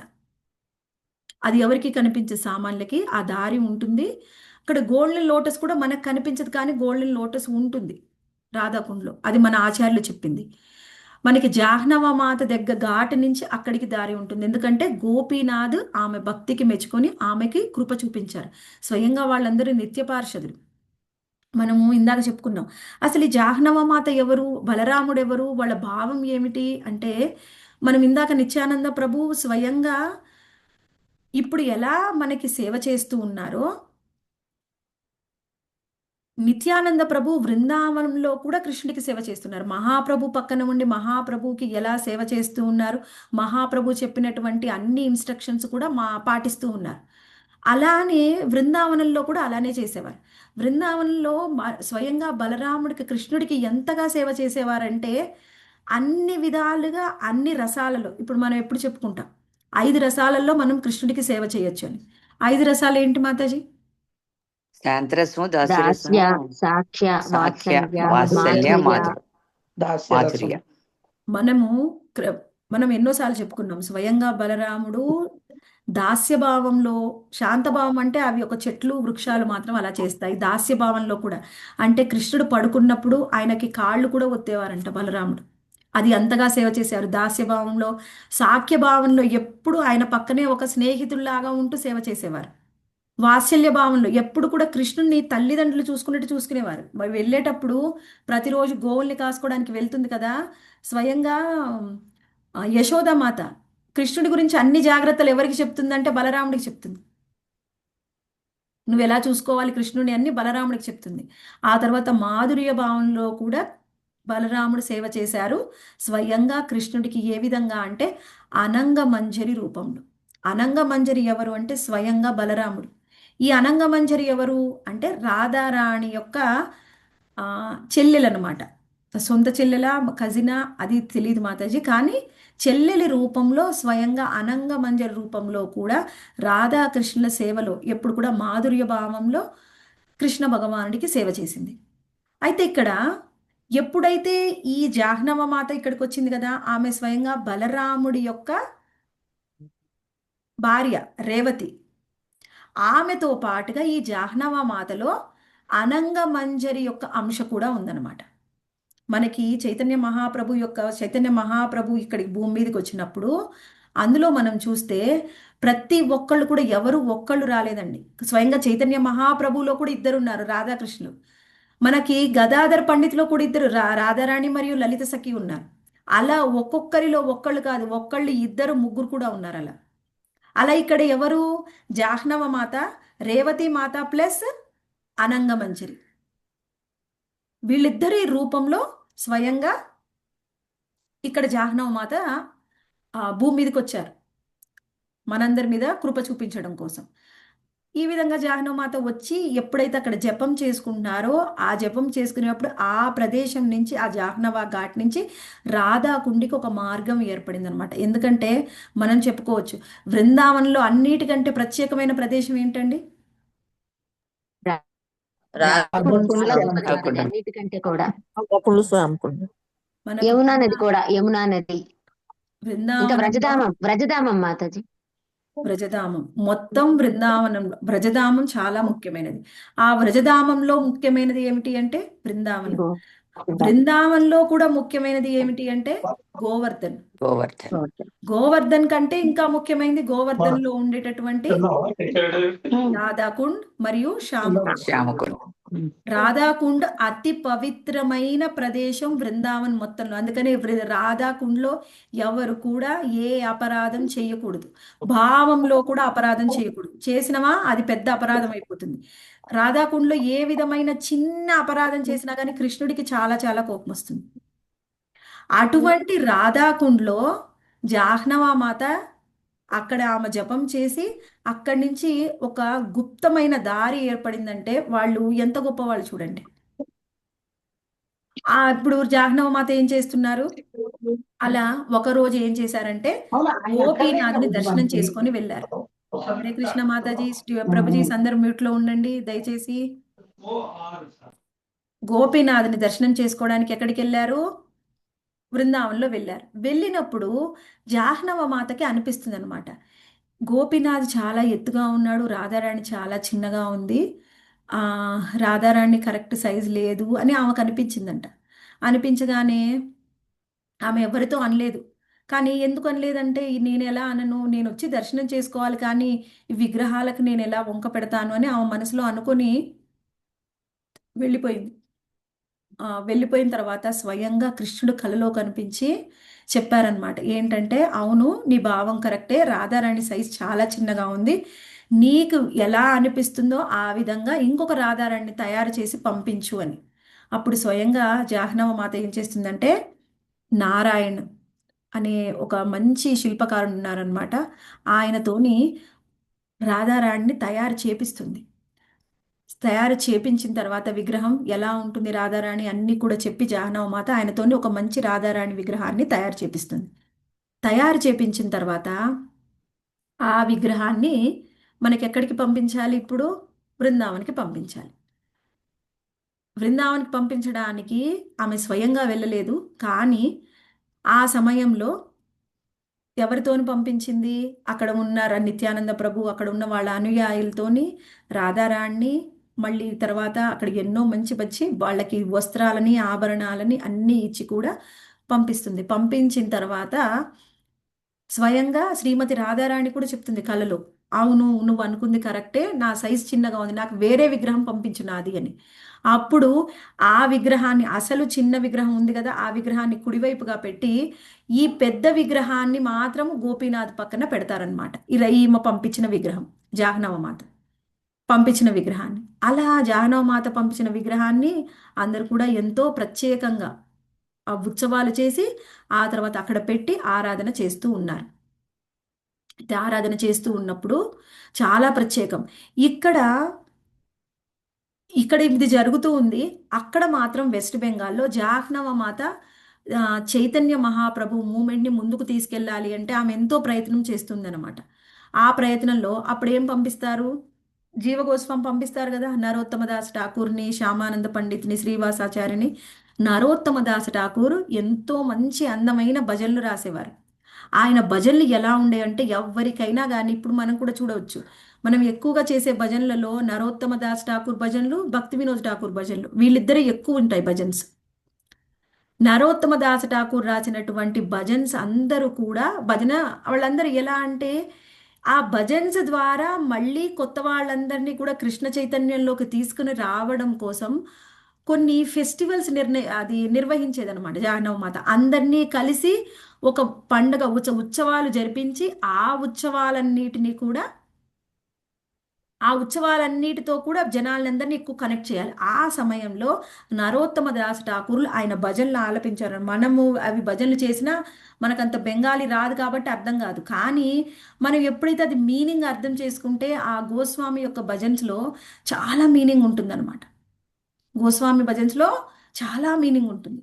అందులో ఈ నరోత్తమ దాస్ ఠాకూర్లు ఒకరోజు ఆయన ఉత్సవం ఏర్పాటు చేస్తే, కేతూరి అనే గ్రామంలో ఉత్సవాలు, ఈయన నరోత్తమ దాస్ ఠాకూర్ కేతూరి గ్రామంలో జన్మించారు, కానీ ఈమె ఉత్సవాలు మొత్తం వెస్ట్ బెంగాల్లో ప్రారంభించింది. అయితే ఒక ఉత్సవంలో నరోత్తమ దాస్ ఠాకూర్లు భజన చేస్తూ ఉంటే అది ఎంత బాగా భజన చేస్తున్నారంటే ఆ భజనలో అందరూ లీనమైపోయి నృత్యం చేస్తూ ఉన్నారు. ఆ సమయంలో స్వయంగా చైతన్య మహాప్రభు, నిత్యానంద ప్రభువు, అక్కడ ఉన్నటువంటి గోస్వాములు అందరూ కలిసి అక్కడ నృత్యం చేస్తున్నారంట. అక్కడ ఎవరైతే భక్తులు ఉన్నారో శుద్ధ భక్తులకి వాళ్ళందరి దర్శనం కూడా కలిగిందనమాట. అలా జాహ్నవ మాత చాలా బాగా వెస్ట్ బెంగాల్ మొత్తం ప్రచారం చేస్తూ ఉంది. జాహ్నవ మాత గొప్పతనం తెలుసుకోవాలి అంటే, ఆమెకు ఒక పుత్రుడు జన్మించారు కదా వసుధామాతకి, ఆమె యొక్క అక్కగారి పుత్రుడు నిత్యానంద ప్రభువుకు మరియు వసుధామాతకి, ఆయన పేరు చెప్పుకున్నాం వీరభద్రుడు. అయితే ఈ వీరభద్రుడికి దీక్ష తీసుకోవాల్సిన సమయం వచ్చింది పెద్దయిన తర్వాత. అయితే దీక్ష తీసుకోవాల్సిన సమయంలో ఆయన అనుకున్నారు, నేను ఎవరితో దీక్ష తీసుకోవాలి అంటే వాళ్ళందరూ చెప్పారు, నువ్వు జాహ్నవ మాత దగ్గర దీక్ష తీసుకో అంటే, ఆమె స్త్రీ కదా, ఎంతైనా మా అమ్మగారు అయినా కానీ స్త్రీ కదా, నేను ఎలా తీసుకోవాలి అని ఆయన ఆలోచిస్తూ ఉంటే ఆయన ఇంకా నిర్ణయం చేసుకోలేకపోతున్నాడు అనమాట. అప్పుడు ఒకరోజు ఏం జరిగింది, జాహ్నవ మాత స్నానం చేసి వస్తే ఆమె తల తుడుచుకుంటూ ఉందన్నమాట. అప్పుడు ఏం చేస్తుంది, తల తుడుచుకుంటూ ఉంటే అప్పుడే వీరభద్రుడు వస్తున్నారు. ఆమె ఏం చేస్తుంది, ఆ కొంగు జారిపోతుందని ఆ కొంగు కప్పుకోవడం కోసం ఇంకొక 2 చేతులు వస్తాయి. ఒక 2 చేతులతో తుడుస్తుంది, ఇంకో 2 చేతులతో కొంగు కప్పుకుంది అనమాట. అప్పుడు ఆయనకు అర్థమైంది, మా అమ్మగారు ఎంత గొప్ప ఆవిడ, ఆమె సామాన్యురాలు కాదని తెలుసుకొని ఆ తర్వాత ఆమె దగ్గర దీక్ష తీసుకుంటారు. ఆ తర్వాత ఇక్కడ బాగా అన్ని జరుగుతూ ఉన్నాయి, మూమెంట్ని బాగా ముందుకు తీసుకుని వెళ్తుంది. అప్పుడు ఆమె వెళ్ళలేదు కదా గోపీనాథ్ దగ్గరికి, రాధారాణిని పంపించింది కానీ వెళ్ళలేదు, కానీ ఆమె మనసులో చాలా ఉందన్నమాట. ఒక్కసారి నేను వెళ్ళి గోపీనాథ్ని రాధారాణిని దర్శనం చేసుకోవాలి అని చెప్పి ఆమె ఏం చేస్తుంది, మళ్ళీ బృందావన్కి వస్తుంది అనమాట. బృందావన్కి వచ్చినప్పుడు మామూలుగా మనం ఎలా దర్శనం చేసుకోవాలంటే ఫస్ట్ మదన్ మోహను, తర్వాత గోవిందజీ, తర్వాత గోపీనాథ్జీ, అలా దర్శనం చేసుకోవాలి. వీళ్ళందరినీ దర్శనం చేసుకోకుండా ఈమె డైరెక్ట్ గోపీనాథ్ దగ్గరికి వెళ్ళిపోతుంది అనమాట. ఆమె మనసు ఉండబట్టలేకపోతుంది, ఎలా అయినా దర్శనం చేసుకోవాలి అని పరిపర విధాల మనసు పరితపిస్తూ ఉంది. అలా గోపీనాథ్ దగ్గరికి వెళ్ళి ఆమె దర్శనం చేసుకొని చాలా సంతోషిస్తుంది. ఎడం వైపు ఆమె ఇచ్చిన రాధారాణి, కుడివైపు ఇంతకు ముందు రాధారాణి కూడా ఉన్నాయి. ఆ తర్వాత సమయంలో గోపీనాథ్ పక్కన మనకి ఇంకా లలిత విశాఖను కూడా ఉంచారంట. వాళ్ళందరూ కలిసి గోపీనాథుడికి సేవ చేస్తూ ఉన్నారు. ఇక్కడ ముఖ్యమైన విషయం ఏమిటంటే, ఎప్పుడైతే ఈ సెకండ్ టైం వచ్చి జాహ్నవ మాత ఆ గోపీనాథుని దర్శనం చేసుకుంటూ ఉందో, ఆ దర్శనం చేసుకుంటూ ఉండగానే గోపీనాథ్ జాహ్నవ మాత కొంగు పట్టుకొని లాగారంట. ఎప్పుడైతే లాగారో వెంటనే ఆ గోపీనాథ్ మందిరం యొక్క డోర్స్ క్లోజ్ అయిపోయాయి. డోర్స్ క్లోజ్ అయిపోయాయి. జాహ్నవ మాత స్వయంగా ఈ గోపీనాథ్ పక్కనే కుడివైపు ఉన్న విగ్రహం ఉంది కదండి, చిన్న రాధారాణి విగ్రహం అని చెప్పుకున్నాం కదా, ఆ రాధారాణి విగ్రహంలోకి స్వయంగా జాహ్నవ మాత వెళ్ళిపోయారనమాట. ఇంకా ఇంకా డోర్స్ ఓపెన్ అయిన తర్వాత ఇంకా ఆవిడ కనిపించలేదు. అంటే ఏంటి, గోపీనాథ్ పక్కన ఉన్న ఈ కుడివైపు ఉన్న చిన్న రాధారాణి విగ్రహంలో జాహ్నవ మాత వెళ్ళిపోయింది. అందుకని ఆమెని అనంగ మంజరి అంటారు. ఎందుకంటే అనంగ మంజరి అంశ కూడా ఈ జాహ్నవ మాతలో ఉంది. అందుకని అక్కడ ఉన్న చిన్న విగ్రహాన్ని అనంగ మంజరి అంటారు. ఈ గోపీనాథ్ లెఫ్ట్ సైడ్ ఉంటుంది కదా, ఆమె రాధారాణి. అలా జాహ్నవ మాత గోపీనాథ్ పక్కన ఉన్న రాధారాణి విగ్రహంలో కలిసిపోయింది. అలా ఈ గోపీనాథ్కి సేవ చేసిన వాళ్ళు ముఖ్యంగా ఎవరు అంటే మధు పండిత్ గోస్వామి సేవ చేశారు. తర్వాత ఈ ప్రయోజన తత్వం, ఇది ప్రయోజన విగ్రహం కాబట్టి ప్రయోజన తత్వాన్ని చెప్తుంది. మనకి గోపీనాథ్ యొక్క తత్వాన్ని మనకు తెలియచేసింది స్వయంగా రఘునాథ్ దాస గోస్వామి. ఆ పక్కన ఉన్న ఇద్దరు రాధారాణులకి కథ కూడా మనం చెప్పుకున్నాము. ఆ రాధారాణి తయారు చేయించింది జాహ్నవ మాత. ఈ కుడివైపు ఉన్నది అనంగ మంజరి. ఆ అనంగ మంజరి స్వయంగా శ్రీమతి జాహ్నవ మాత, నిత్యానంద ప్రభు యొక్క భార్య. ఆమె తర్వాత భగవద్ధామం వెళ్ళాలి అంటే ఆమె సామాన్యులుగా అందరి ముందుల శరీరాన్ని విడిచిపెట్టి వెళ్ళలేదు. స్వయంగా సశరీరంగా ఆమె అక్కడ ఉన్న విగ్రహంలో కలిసిపోయింది. అందుకని అనంగ మంజరి సమేత గోపీనాథ్ అని ఈ గోపీనాథ్ని పిలుస్తూ ఉంటారు. మనం వెళ్ళినప్పుడు మనకి ఇవన్నీ అర్థం కాలేదు, కాకపోతే అక్కడ ఉంది, విగ్రహాలు ఉన్నాయి అనంగ మంజరి. కాకపోతే గోపీనాథ్ విగ్రహం అంత పెద్దగా ఏమి ఉండదండి. మనం అందరం చూసాం, ఎంత గుర్తుందో ఏంటో. ఈ విధంగా మనము చూడవచ్చు. మదన్ మోహన్, ఈయన గోవిందజీ, మదన్ మోహన్, గోవిందజీ మరియు గోపీనాథ్, వీళ్ళు ముగ్గురు కూడా మనకి కృష్ణుడితోని ఉన్న మన సంబంధాన్ని, అభిధేయని, ప్రయోజని తెలిపే తత్వాన్ని తెలిపేటటువంటి విగ్రహాలు. వీళ్ళ దర్శనం చేసుకుంటే స్వయంగా శ్రీకృష్ణ భగవానుడి యొక్క దర్శనం చేసుకున్నట్టే. అయితే ఇంకొకటి విగ్రహం ఉందండి, అది స్వయంగా ఈ మూడు విగ్రహాలని కలిపి ఒకటే విగ్రహం. అది ఎవరైనా చెప్పగలరా? మనం అది కూడా రాధారమణ మాత. రాధారమణ, రాధా దామోదర్ మాతాజీ. రాధా దామోదర్నేమో రూపగోస్వామి అలా తయారు చేశారు, కానీ స్వయంగా వెలిసిన విగ్రహం రాధారమణ్. రాధారమణ్ గురించి మనము రేపు చర్చించుకుందాం. Okay Mataji. Okay, any doubts మాతాజీస్? అర్థమైందా? ఏమన్నా డౌట్స్ ఉంటే చెప్పండి.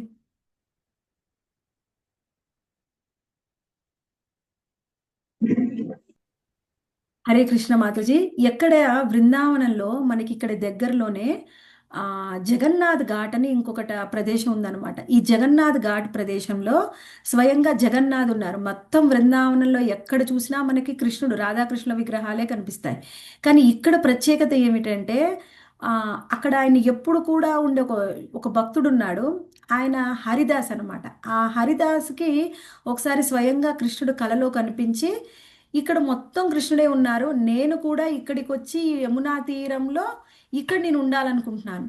మరైతే ఎక్కడి నుంచి తేనండి విగ్రహాలు అంటే ఆయన చెప్తారనమాట, నువ్వు పూరి వెళ్ళు, పూరిలో ఎప్పుడైతే నవకళేవరం జరుగుతుంది కదా, ఆ నవకళేవరం తర్వాత విగ్రహాలను తీసేసి కొత్త విగ్రహాలు పెడతారు కదా, ఆ తీసేసిన విగ్రహాలని ఇక్కడికి తీసుకొనిరా అని చెప్తే సరే అని హరిదాస్ వెళ్తారు. అక్కడ వెళ్ళి అక్కడ రాజుగారిని అడుగుతారు, వాళ్లే కదా అన్ని చేసేది. అప్పుడు అడిగితే వాళ్ళు చెప్పరనమాట, వాళ్ళు ఒప్పుకోరు. నువ్వు అడగడం ఏంటి, మేము విగ్రహాలు ఇవ్వడం ఏంటి, అలా ఏం కావాలంటే దర్శనం చేసుకొని వెళ్ళిపో అని. ఆయన అక్కడే కూర్చొని ఆ సముద్రం దగ్గర కూర్చొని ఆయన ఏడ్చి ఏడ్చి ఇంకా నేను ఇక్కడే శరీరాన్ని వదిలేస్తాను అని అక్కడే దుఃఖిస్తూ ఉంటాడు. అప్పుడు స్వయంగా జగన్నాథ్ కనిపిస్తారు అక్కడ ఉన్న రాజుగారికి. ఆ సమయంలో ఏదైనా చెప్పాలి అంటే, జగన్నాథ్ ఏమైనా చెప్పాలి అంటే అక్కడ ఉన్న వాళ్ళు అర్చన చేసే అక్కడ ఉన్న పురోహితులకు కానీ లేకపోతే రాజుకు కానీ కళ్ళలో కనిపించి చెప్పేవారు. ఎందుకంటే వాళ్ళందరికీ కూడా అంత ప్యూరిటీ ఉంది. ఆయన చెప్పారు, నేను వెళ్ళాలనుకుంటుంటే నువ్వెవరు ఆపడానికి అంటే, లేదు స్వామి నాకు తెలియదు, మీకు ఇష్టం ఉంది అని. అప్పుడు ఆయన ఒప్పుకొని ఆ జగన్నాథ్ విగ్రహాలను ఆయనకి ఇస్తారనమాట. ఈ జగన్నాథ్, సుభద్రామాయి మరియు బలదేవ్ సుదర్శన్ని ఎడ్ల బండిలో అక్కడికి పంపిస్తారు. పంపించిన తర్వాత ఆ విగ్రహాలని మనకి ఇక్కడ జగన్నాథ్ ఘాట్లో ఉంచుతారు. మొత్తం బృందావనంలో జగన్నాథ్ దర్శనం ఈ జగన్నాథ్ ఘాట్లో మాత్రం మనం చేసుకోవచ్చు. బృందావనంలో ఒకే ప్రదేశంలో జగన్నాథ్ ఉంటారు. ఎందుకంటే మనకి జగన్నాథ్ మూడేంటి, భావం ఏంటి ఆయన మాతాజీ? తన కథ భక్త వింటూ తనే తన్మయత్వం చెంది ఇలా అయిపోతారు కదా మాతాజీ, కుంచుకుపోతారు కదా. భక్తుడి భావం మాతాజీ. క్షమభావమే కదా మాతాజీ ఆయన. ఎప్పుడైతే రాధారాణి గుర్తు తెచ్చుకుంటారో రాధారాణి యొక్క విరహ భావంలో ఆ మహాప్రభు అయిపోతారు. చైతన్య స్వయంగా కృష్ణుడే జగన్నాథుడిలాగా మారిపోతారనమాట. ఆ భావం ఇప్పుడు మరి బృందావనం మొత్తం ఎవరు, రాధారాణి. అందుకని అక్కడికి ఆయన కూడా వచ్చి అక్కడ ఉండాలి అని అనిపించింది. ఎప్పుడైనా అనుకున్నారో ఆయన ఒక భక్తుడి ద్వారా బృందావన్కి వచ్చి బృందావన్ ఘాట్లో ఉన్నారనమాట. ఎప్పుడైనా మళ్ళీ వెళ్ళినప్పుడు ఇంకొకసారి ఆ జగన్నాథ్ ఘాట్లో జగన్నాథుని కూడా దర్శనం చేసుకుందాం. హరే కృష్ణ. అయితే మాతాజీ ఒక్కసారి నవకలేవరంలో విగ్రహాలు ఒక్కసారి వచ్చాయి అయితే ఇక్కడికి ఒక్కసారి ఒక్కసారి వచ్చాయి మాతాజీ. ఎప్పుడు తీసేస్తూ వాటిని ఇప్పుడు చేస్తారన్నారు కదా. అక్కడ ఒక ప్లేస్ ఉంటుంది. ఆ ప్లేస్ లోనే స్వయంగా ఆ జగన్నాథ్ విగ్రహాలను అక్కడ అన్ని ఉంచేసి అక్కడ మట్టితోని కప్పేస్తారు. హరి బోల్ మాతాజీ. వరకు మనం దర్శనం చేసుకుందాం. బృందావన్ యాత్రకి రాధా గోపీనాథ్కి జై. జై మాత.